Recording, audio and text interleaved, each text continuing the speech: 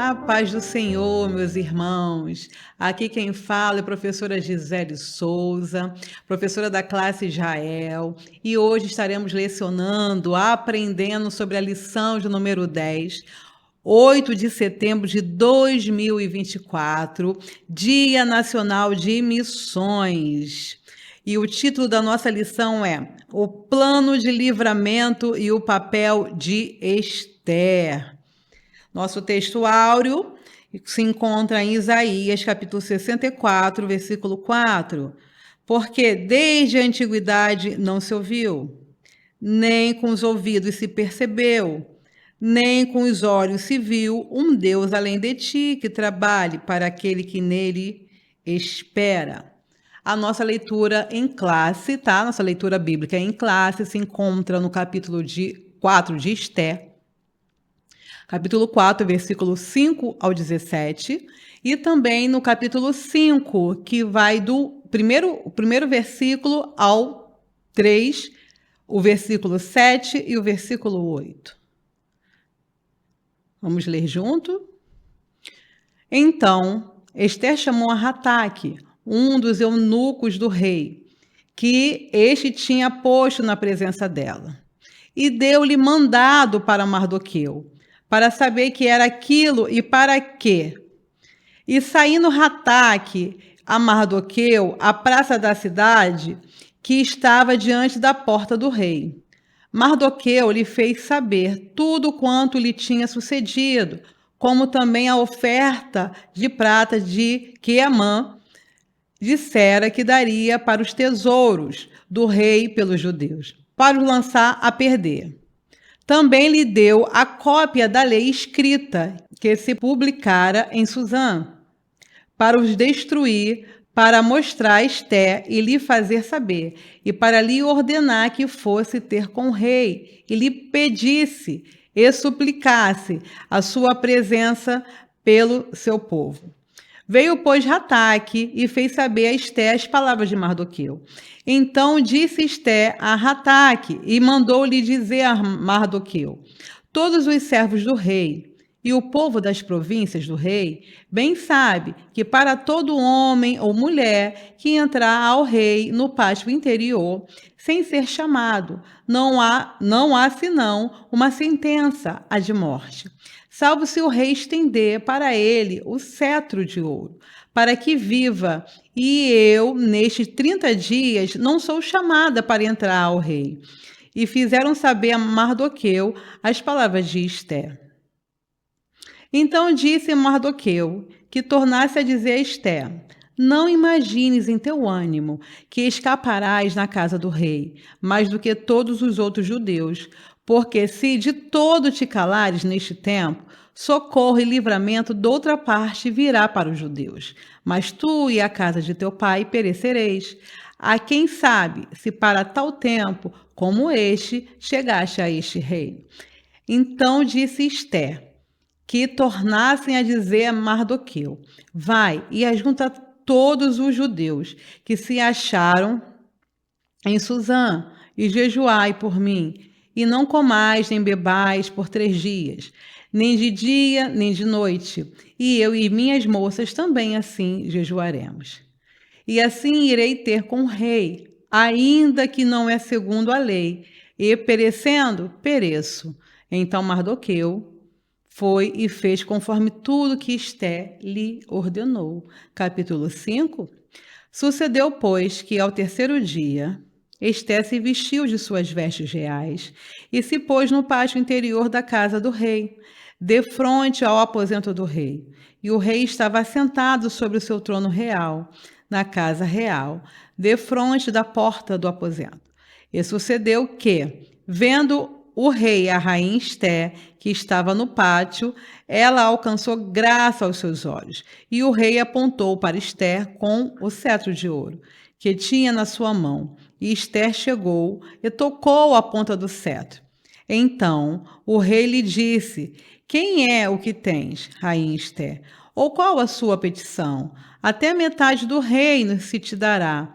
Então respondeu Esther e disse: minha petição requerimento é: se achei graça aos olhos do rei, E se bem parecer ao rei conceder-me a minha petição ou outorgar-me o meu requerimento, vem o rei com Amã ao banquete que lhe hei de preparar, e amanhã farei conforme o mandado do rei. Amém. A nossa verdade prática, queridos, está dita assim. Verdade prática é nos momentos dramáticos da vida que mais aprendemos a confiar em Deus e a depender dele realmente. Aleluia. Eu deixo para a meditação dos irmãos também, referente à verdade prática. Eu deixo o Salmo 46, né, do verso 10 ao verso 11, que diz assim: aqueitai-vos e sabei que eu sou Deus, serei exaltado entre as nações, serei exaltado sobre a terra.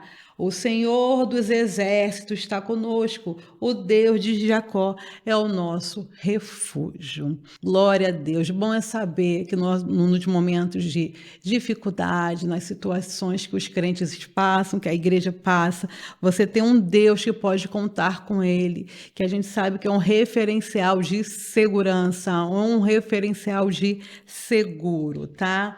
Então, a verdade prática está nos dizendo sobre os momentos dramáticos que passamos. E bom é poder contar com esse Deus que nos assegura, que nos esconde, tá? Que nos coloca embaixo de suas mãos, guardados, livrados e seguros, tá? Então, a palavra de hoje, né? A palavra-chave de hoje é a palavra livramento. Livramento. Deixar a introdução, tá? Nesta lição, estudaremos as atitudes de Mardoqueu e Esté em favor de todo o povo judeu. O decreto do rei estava assinado. A ordem de extermínio havia chegado a todas as províncias. O dia da matança estava definido. Era preciso clamar a Deus e agir sob sua direção. Não é de hoje, queridos, que nós sabemos que o povo judeu, né, a nação de Israel, sofre com perseguições, sofre com antissemitismo, tá? O que via a ser antissemitismo é o ódio, a perseguição ao povo semita, tá? Os descendentes de Sem, que com ênfase nos judeus. Então, os judeus já vêm sido perseguidos desde a antiguidade, a começar lá no Egito, tá bom? Mas eu queria deixar um destaque para essa lição, para a gente contextualizar direitinho, já logo na introdução, sobre a perseguição que os judeus passaram, né, ao longo do tempo, para a gente contextualizar bem mesmo e poder entrar na lição dentro do contexto, a perseguição que eles passaram também com o povo amalequita. Assim que Israel sai do deserto, assim que Israel sai do Mar Vermelho e que vão ao deserto de Redifim, né, e não encontram água, estão sedentos ali, então aparece um povo maligno, um povo que, né, que quer porque quer destruir Israel. E esse povo se chama os amalequitas, tá?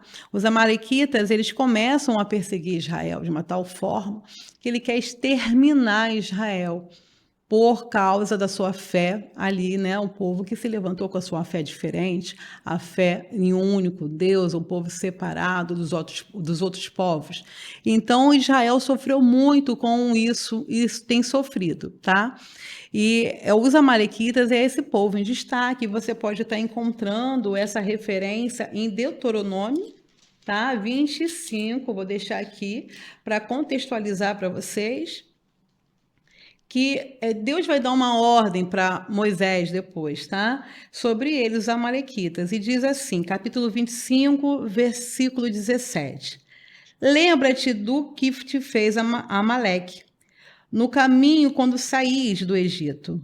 como te saiu ao encontro no caminho e te derribou. Na retaguarda, todos os fracos que iam após ti, estando tu cansado e afadigado, e não temeu a Deus. Será, pois que, quando o Senhor teu Deus te tiver dado repouso de todos os teus inimigos em redor, na terra que o Senhor teu Deus te dará por herança para possuí-la, então apagarás a memória de Amaleque e debaixo do céu não te esqueça. Então, o próprio Deus falando que quando der descanso ao povo de Israel, que o povo teria que exterminar, né, aqueles que muito fez mal ao povo de Israel na saída do Egito. Então, contextualizando, tá? Queria deixar para vocês e que Israel, ele é um povo que sofre com racismo, com a discriminação, já ao longo do tempo, tá? Então, ele vem sofrendo com racismo religioso desde a antiguidade, é um povo de separação religiosa, é um povo que se santifica, que não adora outros deuses, né? Até presente momento aqui em Deuteronômio, até esse momento, e é um povo que está voltado em adoração ao único Deus. E isso incomodava os outros povos, as outras religiões presentes ali, né?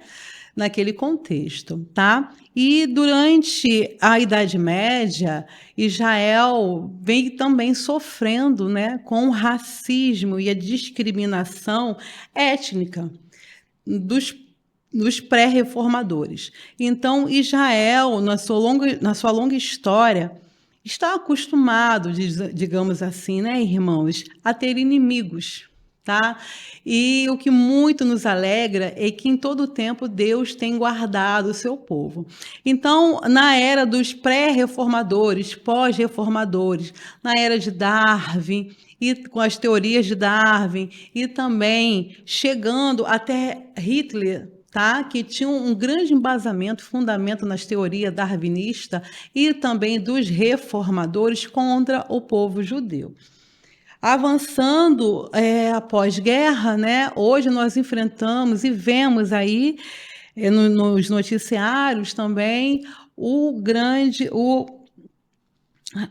a discriminação, né, irmãos, contra esse povo, que é a discriminação nacional. Tá? Desde 1948, Israel vem sofrendo com a discriminação nacional, como nação, até os dias de hoje. Então, esse povo, ele já está habituado a ter inimigos, né? A estar sempre em luta, mas estão também sempre em vitórias, porque é o que a lição vai nos mostrar, que há, mais uma vez aqui no livro de Esther, a tentativa de extermínio de um povo, tá? E esse povo não é qualquer povo, esse povo é o povo de Deus, é o povo escolhido, é o povo que o Senhor, né, escolheu para si.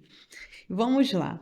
Tópico 1, o perigo, plano e temor de Esther. Lamento e choro e compadecimento. Mardoqueu não escondeu seu abatimento. O quadro trágico produziu nele um profundo lamento. Do palácio, Esther soube da crítica situação do primo e compadeceu-se, mas não sabia dos motivos. Sua atitude foi enviar roupas para vestir Mardoqueu, que as recusou. Esther precisava saber o que estava acontecendo de tão grave. Então enviou Rataque, um dos eunucos, para perguntar a Mardoqueu por que agia daquele jeito, tá? Em Esther, capítulo 1, do primeiro versículo ao 5.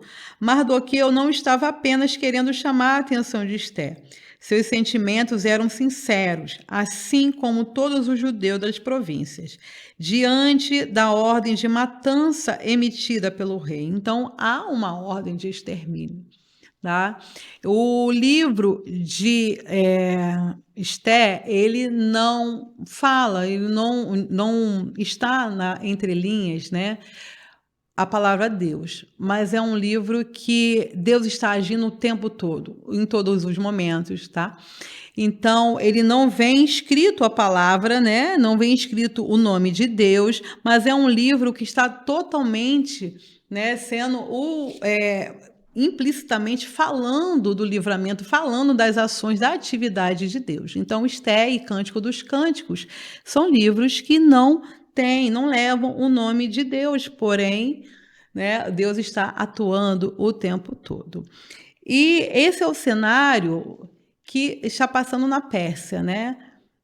Mais ou menos, Jeremias vai falar da Babilônia, dos exilados da Babilônia, e Daniel, Esté, Esdras e Neemias vai falar também dos exilados do período persa, tá? Então, o que se está passando com esses exilados lá na Pérsia? Então, há um grande levante, né, vindo de um homem político importante chamado Amã, que ele é da guarda do rei.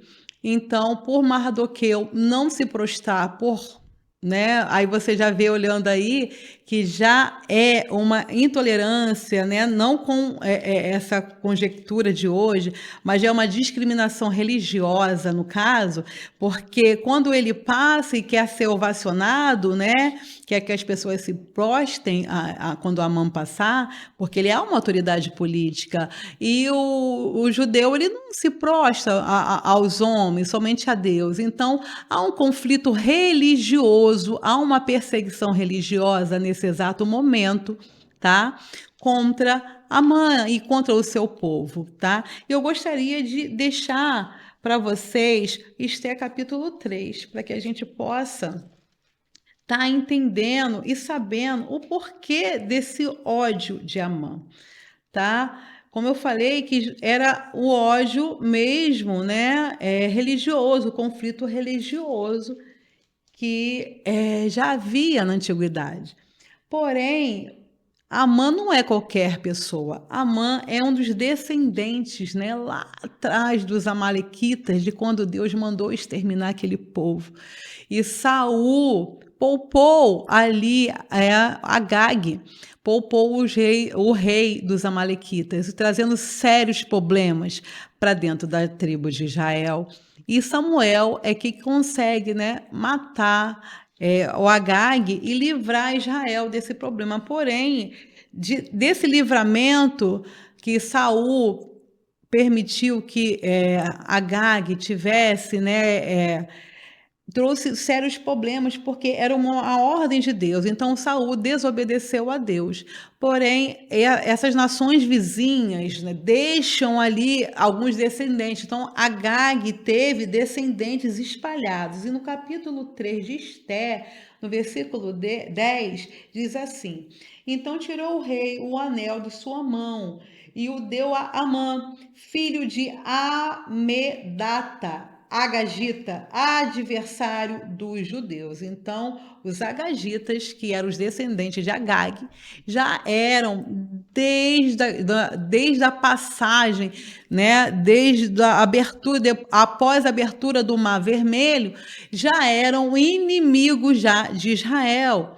Tá? Então, já tentava exterminar desde lá de trás. Tá? Então, o descendente de Agag é Amã, o inimigo que está ali. Então, quando ele sabe que é o povo judeu, que é o povo que serve ao único Deus, que é um povo separado, um povo escolhido por Deus, ele começa o seu plano de extermínio para executar esse povo. Seguindo mais adiante, tá? No subtópico 2, um obstáculo real. Por intermédio de Rataque, Mardoqueu deixou Esté informada de todo o ardiloso plano de Amã, enviando-lhe inclusive uma cópia do decreto de Assuero. Ele pediu que ela fosse ao rei e suplicasse pelos judeus, mas havia um grande obstáculo. Esté respondeu a Mardoqueu, lembrando-lhe da lei que não permitia que qualquer pessoa, ou homem ou mulher, fosse ao interior do palácio, sem ser chamada pelo rei. A sentença era a morte, salvo se o rei estendesse um cetro de ouro. Acredita-se que essa rigorosa norma existia porque os reis temiam ser vítima de conspiração, como ocorreu com muitos deles ao longo da história, mortos no trono, né? Subtópico 3. O autoritarismo é morte. O que Assuero temia lhe sobreveio. Foi assassinado por um dos oficiais do palácio em 465 anos antes de Cristo, 8 anos depois do episódio narrado no livro de Esté. Dois de seus guardas, aliás, né, já havia tramado sua morte anos antes. Então, o que Assuero temia lhe sobreveio, que foi o assassinato. Muito comum na antiguidade, muito comum na Idade Média, até mesmo, tá, na atualidade, os ditadores ou imperadores temerem por sua vida. E Assuero não era diferente, tá? Eles temiam ser envenenados, temiam ser assassinados pela sua guarda real ou então por pessoas próximas a ele. Então, por isso que Assuero mantinha essa postura, tá? Essa lei de ninguém chegar próximo dele. Porém, o assassino de Assuero, um dos seus guardas reais, chamado Artabano, tá? Se você quiser pesquisar mais sobre a morte do rei Assuero, você encontra nos anais de história, de Heródoto também. Você consegue essas informações, tá? Então, as decisões autoritárias produzem muito inimigos. É muito comum ditadores terem mortes trágicas, por vezes nas mãos de seus ex-súditos, como aconteceu na história recente com o ditador líbio Muammar Gaddafi, tá? Eu gostaria de parar aqui para falar um pouco de Gaddafi, porque é bem recente essa história. Gaddafi ele falece em 2011 de uma forma bem violenta pelos líbios. Gaddafi ele vem de uma natureza muito pobre, ele chega ao poder dos líbios com um discurso bem socialista, um discurso bem popular de educação para a Líbia, que levaria a Líbia a um patamar muito alto de educação, que daria comida aos povos, né? Que colocaria a Líbia em grandes escalas econômicas, e era bem um discurso popular de Gaddafi. Porém, Gaddafi dá continuidade ao seu plano político durante a sua vida e vai se revelando um ditador cruel, um ditador sanguinário, digamos assim, né? Tem um livro que eu gostaria de deixar aqui para meditação e pesquisa dos irmãos também, que quiserem essas informações, que é da pesquisadora Anik, tá? Anik Kojian. E o nome do livro é O Harém de Gaddafi. E nesse livro, ela conta sobre as vítimas de Gaddafi durante a história, e que nas celas da onde eram presos os opositores de Gaddafi, eram torturados, escrito, né, pedidos de socorro com o nome das vítimas, e também a longa trajetória de estupros diante né, desse cenário político violento de Gaddafi. Então, todas essas informações bem atuais você encontra nesse livro. Porém, Gaddafi teve um final muito trágico, né? Ele é morto, ele é encontrado dentro das tubulações na Líbia, em uma manifestação, né? Ele é encontrado ali, que a gente fala sobre a Primavera dos Povos. Então, nesse período, ele é encontrado ali e a população retira, tá, Gaddafi dessas tubulações, e a morte dele é feita por empalamento. Então, é muito trágico o final de quem planta a violência, de quem planta a ruindade, de quem planta contra o povo de Deus. Lembrando que Gaddafi ele era um dos amigos ferrenhos, né, de Israel também, tá? Então, a gente gostaria de deixar essa meditação para os irmãos. Seguindo aqui a nossa a sinopse, tá? Não era simples ir ao palácio interceder ao rei pelo povo judeu. Não era simples. Esther sabia do perigo, como eu contextualizei aqui e sinalizei um tipo de pessoas, né, o tipo de comportamento que tinha, tá? O imperador da época, bem violento. Então, Esther sentia medo. Tópico 2. Mardoqueu convence Esther, confiando na providência divina. Esther apresentou a Mardoqueu sua impossibilidade de dirigir-se ao rei. Nos últimos 30 dias, ela não havia sido chamada por Assuero.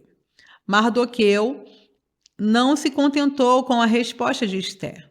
Pediu que dissessem a ela que não confiasse em sua posição, por estar no palácio, pois a ordem real era de extermínio de todos os judeus, sem exceção. Mais abaixo está dizendo assim: a expressão socorro e livramento, doutra parte virá, revela que Mardoqueu confiava em Deus acima de tudo. Então, nós vimos nessa trajetória que o povo judeu tem seguido diversas tentativas de extermínio do povo de Deus. Diversos levantes, diversas guerras, diversas brigas, tá? Do povo do Senhor. Eu gostaria também de deixar para a pesquisa dos irmãos aqui, tá? O livro Teologia do Antigo Testamento de Roy Zuck. A página 122, ele vai dizer sobre o Deus dos exilados. O Deus protetor do seu povo, aonde o seu povo estiver. Um Deus que não abandona o seu povo, independente da geografia, independente da localização, dos limites, de onde o seu povo estiver. Ele é um Deus que continua guardando os seus, protegendo os seus. Para ele não há limite, né? Para proteger o seu povo. Então, o povo se encontra na Pérsia, um local bem distante da sua terra natal. Porém, esse Deus tão maravilhoso continua guardando, o livrando, tá? Então, o Deus dos exilados continua a guardar o seu povo. E a expressão socorro e livramento, como a gente leu, tá? Da outra parte virá, porque Mardoqueu sabia que Deus, esse Deus que tem guardado o seu povo desde lá da saída do Egito, tem guardado o tempo todo, tem crescido, né, em amor a cada dia com seu povo, ainda que esse povo, né, tenha cometido pecado, desobediência, e ele ainda tem guardado, ainda tem livrado e tem amado o seu povo. Então, independente de geografia, independente de localização. Subtópico 2. Primeiro Deus, depois o homem. Esther convenceu-se de que precisaria agir antes de tudo, porém era preciso clamar a Deus para que a dirigisse e lhe desse graça diante do rei. Tá? E nós vimos aqui, diante de tudo que nós pontuamos até aqui, os livramentos que Deus tem dado ao povo judeu, ao povo de Deus. E até os dias de hoje, o Senhor tem guardado o seu povo o tempo todo, tá? E que era necessário primeiro recorrer a Deus do que ao homem. Então é uma grande lição que Esther e Mardoqueu vai nos ensinar, tá? Vai nos ensinar que primeiramente, quando estamos em momentos de dificuldade, como estamos passando por momentos, né, de conflito na nossa vida espiritual, na nossa vida física, na nossa vida emocional, não recorrermos a outros meios, tá? Primeiramente, dobramos nossos joelhos e recorremos àquele que tudo pode fazer, tá? Que tudo vê, que tudo sonda, que tudo sabe, que é o nosso Deus. Então, Esther, ela saberia que precisaria agir antes de tudo. Continuando a nossa lição, em sua resposta, a Mardoqueu pediu que ajuntasse todos os judeus de Susã e jejuasse por ela durante 3 dias. Ela faria o mesmo junto com as moças que a assistiam no palácio, tá? O equilíbrio e prudência espiritual nos faz entender o tempo e o lugar de Deus e o nosso no cotidiano da vida. Então, buscar a Deus primeiramente em todos os ambientes, né? Em todos os momentos, em todos os locais, em todas as esferas da nossa vida é primordial, tá? Ele pode nos socorrer. Então, ele é o auxílio correto da vida cristã. Sigamos mais um pouco. Antes de Esther procurar o rei, os judeus deveriam buscar a Deus. Uma triste característica de nossos dias são o secularismo e o materialismo, tá? Inspirados no ateísmo, rejeitam e negam as realidades espirituais e veem um homem como senhor de sua existência e deu seu destino como a medida de todas as coisas. A autoconfiança e a soberba humana são de origem maligna. Está em Tiago, capítulo 4, do 13 ao 16, tá? E o materialismo e também vai falar aqui, né, do ateísmo, do secularismo, nos leva para longe do Senhor, nos levam distante de Deus. Por quê? O homem passa a ter confiança em si mesmo. Ele se vê como o centro de todas as coisas. Ele tira Deus do centro da sua vida e começa a colocar os seus pensamentos, as suas forças no centro de todas as coisas. E a gente vê que a Bíblia, o salmista vai dizer que a nossa força não vem de nós mesmos, né? Nós não confiamos no braço do homem, mas nós confiamos no Senhor, que a nossa força não vem dos cavalos da terra, entendeu? Nós não confiamos em cavalos, mas confiamos no Deus de toda a terra, tá? Então, esse é um aprendizado que Esther vai deixar para a gente de como a gente pode buscar a Deus em todo o tempo, primeiramente. Seguindo aqui, subtópico 3, confiar em Deus não é tentá-lo. Esther confiava em Deus, mas não agiu de forma a tentá-lo. Através do jejum, os judeus pediam a intervenção divina para que o rei aceitasse a presença de Esther e alcançasse o que pretendia. Todavia, isso poderia não acontecer. Porém, o plano de Esther foi fazer o jejum para que tudo aquilo que ela temia fosse revertido e que ela fosse aceita na presença do rei. Porque, caso contrário, ela poderia morrer, a sua vida estava em perigo. E todo o povo judeu também não teria esse livramento. Em nossos dias são difundidas crenças errôneas que acreditam ser possível mandar em Deus e pô-lo na parede. A soberania divina não pode ser desafiada por ninguém. Há uma certa dificuldade das pessoas aceitarem a autonomia do Senhor, a soberania de Deus. Deus é soberano em todo o tempo. Tá? Ele está no controle de todas as coisas, ele está regendo a terra, ele está exatamente controlando todo o sistema solar, todo o sistema universal e principalmente ele controla as nossas vidas. Ele é o Criador e assim tem dado continuidade à sua criação o tempo todo, tá? Vamos seguindo a lição, tá? Já estamos chegando no tópico 3 e diz assim: o plano, Esther entra à presença do rei e propõe um banquete. Subtópico 1: prudência e preparação e ação. Ao decidir entrar à presença de Assuero, Esther estava sujeita a qualquer reação dele quando a visse. Vida ou morte. Era um grande desafio. Por isso, Esther se preparou espiritual, emocional e fisicamente.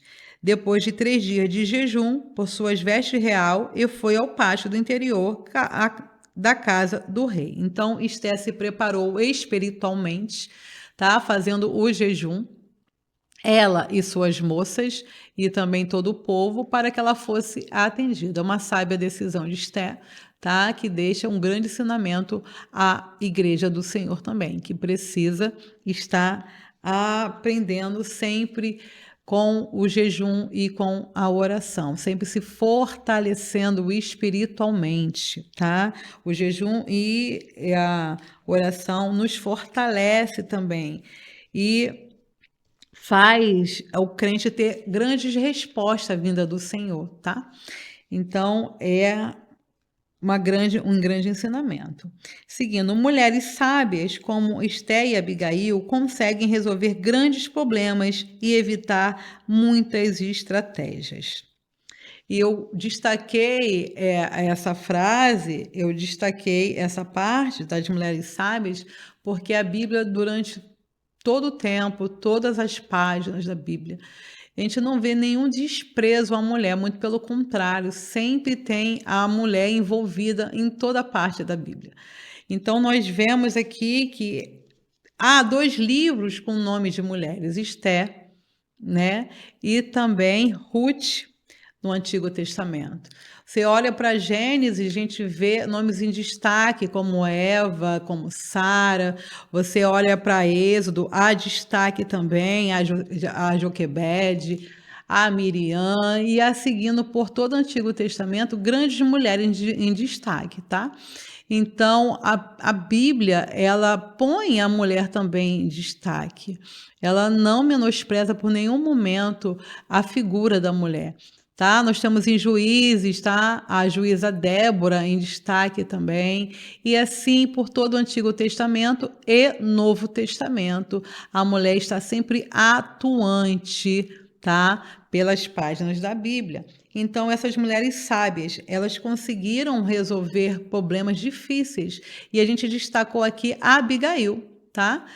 Naquele episódio de Nabal, seu marido, junto com Davi, então ela consegue, com a sua sabedoria ali, né, parar uma chacina que haveria na sua casa.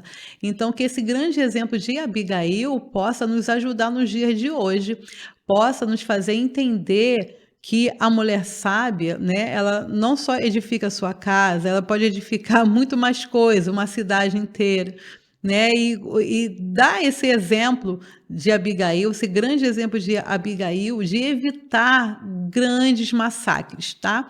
Como seria na casa de Abigail e também ao povo judeu pela a rainha Esté. Avançando mais um pouco, subtópico 2, estendendo o cetro. Assentado em seu trono, Assuero viu Esté e estendeu para ela o seu cetro de ouro. Deve ter sido um grande alívio para a corajosa judia. Ela se aproximou e tocou a ponta do cetro, cumprindo o protocolo real. Como era incomum alguém se apresentar diante do rei sem ter sido chamado, Assuero logo perguntou o que estava acontecendo. Então, a resposta, né, da oração, do jejum de Esté, de todo o povo judeu, veio, tá? Ela foi aceita na presença do rei para saber, né? Ele procura saber o que ela deseja. E Esté está ali, né? Bem, sobreviveu, não houve nada de errado com ela, como pensara antes, né? Antes do jejum e da oração. Então, isso nos ensina que o jejum e a oração pode nos ajudar e muito a seguir na caminhada cristã, tá? Vamos seguir mais um pouco em sintonia com Deus. As circunstâncias narradas no livro de Esté nos permite dizer que ela, em seu coração, estava em plena sintonia com Deus. Mesmo o rei se prontificando imediatamente a atendê-la, Esté agiu com cautela. Então, cautela é uma palavra-chave que tem que estar na vida do crente, né? Que tem que estar na vida da igreja, na vida daquele que serve ao Senhor. Então, ela foi um exemplo de cautela para a gente, dando para nós exemplos de como agir em meio à dificuldade, ela não foi, agiu por impulso próprio. Primeiramente, ela orou, né? Primeiramente, ela foi buscar a Deus. Primeiramente, ela jejuou. E quando se teve diante do rei, ela agiu com cautela, tá? Quando chegou o dia da bênção, né? Quando chegou a hora do propósito ali, ela agiu com cautela. E isso nos traz um grande ensinamento também, que devemos agir, né, com cautela quando a bênção chegar, aquela bênção tão esperada, que você orou, que você jejuou, que você buscou tanto, estiver nas suas mãos ali, você ter a cautela de saber usar um exemplo. Nós oramos tanto por um carro, tanto por um carro, tanto por um carro, ou tanto por uma roupa, tanto por alguma coisa que a gente quer tanto, ou uma casa. Mas aí Deus concede a benção. Na hora que Deus vai conceder a benção, você não usa cautela, você pega o carro e vai para outro lugar, esquece da obra do Senhor, esquece das coisas de Deus. Então, assim, quando a benção vier, essa benção que você pediu tanto em oração, haja com cautela, tá? Haja com cautela. Seguindo, apenas o convidou para um banquete, junto com Amã. Então, ela, além de ser cautelosa, ela poderia falar imediatamente tudo o que estava acontecendo. Mas não, ela preferiu fazer um banquete, tá? E a gente viu que se assemelha um pouco com o banquete que Abigail, né, serviu a Davi e aos seus homens em momentos de guerra, né, vindos de guerra. Então, eles estavam cansados. Abigail coloca um banquete diante de Davi, fazendo Davi parar ali, né, prestar atenção nela. Ela pede perdão pelos atos de Nabal, e exatamente é o que Esther faz, ela pede um banquete, né? Ela diz que vai fazer um banquete, ela convida o rei e convida Amã para revelar então o que ela queria, tá? Esther teve prudência e preparou-se e agiu para se dirigir ao rei. A nossa conclusão diz assim: confiar em Deus e depender dele nos faz viver experiências extraordinárias. O agir divino manifesta-se em todas as áreas de nossa vida. O Deus Todo-Poderoso jamais perde o controle, só a Ele a glória. E nós vimos diante de toda a trajetória da lição, toda a trajetória do povo judeu, um povo que o tempo todo teve envolvido, né, em situações difíceis, dramática, como apontou a lição, como eu trouxe também aqui alguns apontamentos diante de toda a história desse povo, todas as tentativas de extermínio por diversos povos, a intolerância religiosa, a discriminação racial na Idade Média, a discriminação racial que levou ao Holocausto, a discriminação nacional que está nos dias de hoje. Deus tem guardado Israel o tempo todo. Deus tem livrado o seu povo, tá? O tempo todo tem guardado, porque o seu povo depende dele, aprendeu a orar, aprendeu a buscar a esse Deus, a buscar e ser protegido por ele. E não é diferente com a igreja do Senhor. A igreja do Senhor, ela tem buscado, ela tem orado, tá? Ela tem sido guardada, tem sido livrada. Gostaria de deixar para os irmãos de meditação, para o encerramento aqui da nossa conclusão, Mateus 16, tá? Aqui, Mateus 16, do 18 ao 20, do versículo 18 ao 20. E eu gostaria de deixar: pois também eu te digo que tu és Pedro, e sobre esta pedra edificarei a minha igreja, e as portas do inferno não prevalecerão contra ela. Então, as portas do inferno, o inimigo, a dificuldade, os dramas diários não prevalecerão contra a igreja do Senhor, porque quem falou foi Jesus, tá? Foi as palavras que vieram da boca do nosso mestre, enquanto a igreja tem sido guardada, tem sido livrada, e que nós aprendemos é que devemos buscar a Deus primeiramente, antes de buscar auxílio e socorro humano. Deveremos orar ao Senhor e buscar auxílio e socorro dele, apenas primeiramente, tá?